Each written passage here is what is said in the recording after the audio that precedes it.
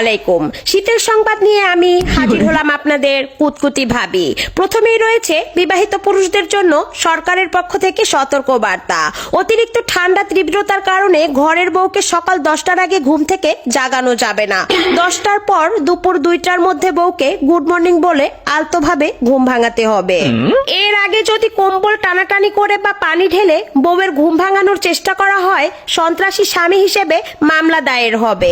এবার দ্বিতীয় সতর্ক বার্তা, বউয়ের কম্বলের ভিতরে ঢুকে যখন তখন অহেতুক নড়াচড়া করা যাবে না, তাহলে শারীরিক টর্চারের মামলা দায়ের করা হবে।